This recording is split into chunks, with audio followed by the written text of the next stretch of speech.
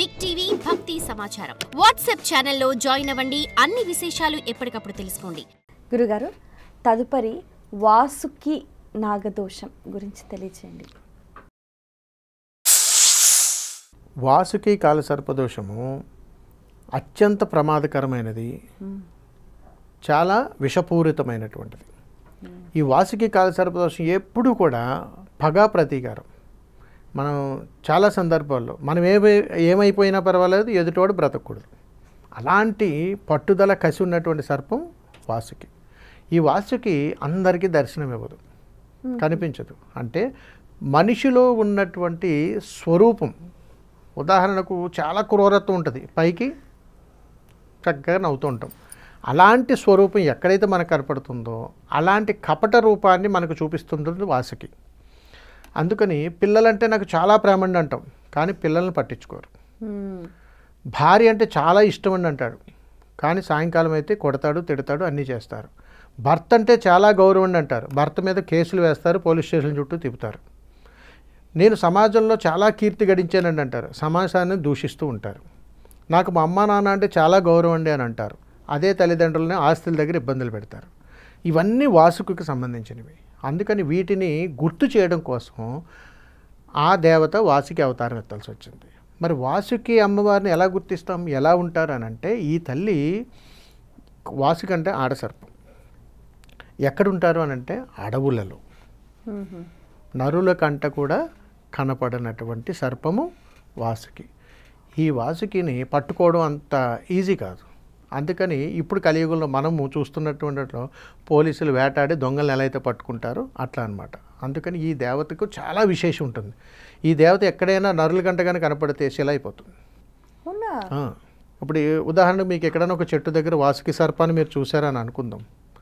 మీరు చూసిన తర్వాత అక్కడ నుంచి సర్పం మీకు దర్శనం ఇవ్వదు.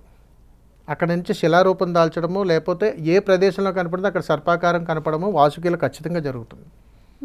అందుకని ఇప్పటికీ కూడా మీరు గూడాలు వెళ్ళండి, ఎక్కడికైనా గూడాలు, కోయిదొరలు, ఇలా ఎక్కడైనా ఏజెన్సీ ప్రాంతాల్లోకి వెళ్తే వాళ్ళ ఆరాధ్య దైవం వాసుకి అమ్మవారనే చెప్తారు.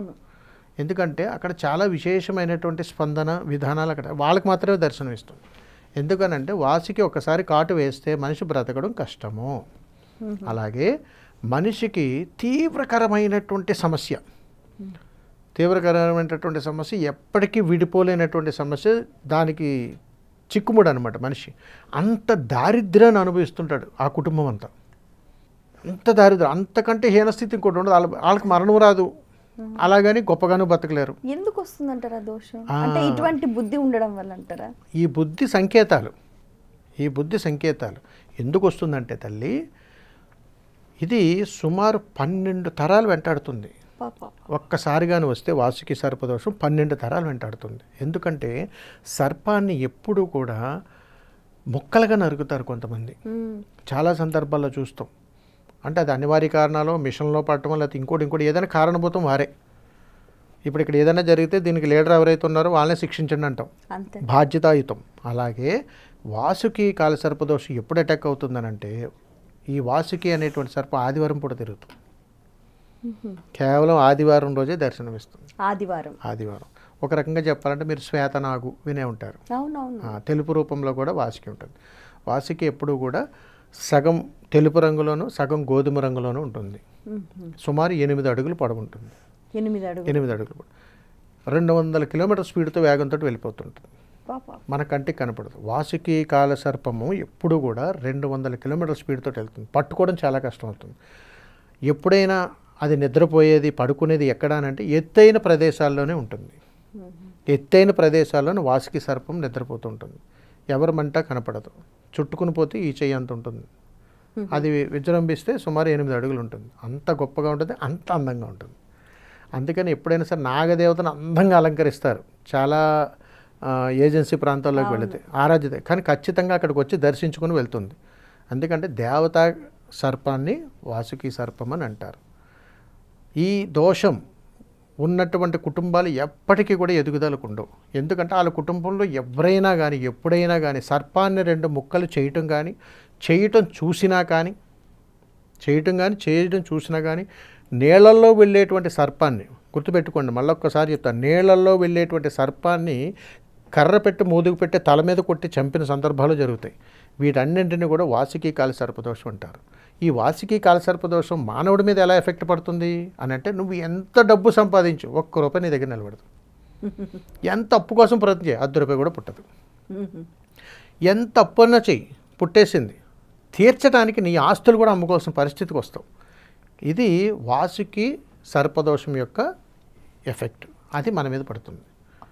ఈ వాసుకి కాలసర్ప దోషానికి సంబంధించి పరిహారాలు ఎలా చేసుకోవాలంటారు? తప్పనిసరిగా తల్లి, దీనికి ఎప్పుడైనా కాస్త నిష్ణాతులైనటువంటి ఎవరైనా అయ్యవార్ల మీ దగ్గర ఉంటే వాసుకి కాలసర్ప దోషానికి సంబంధించిన పరిహారం వారి ఆధ్వర్యంలోనే జరగాలి. లేదా అవకాశం లేనంత మేరకు కాస్తంత ఉపశమనం ఇలాంటిది ఏదన్నా విన్న తర్వాత మీకు ఏదన్నా అనిపిస్తే అటుకులను నానబెట్టి పిండిగా చేయాలి.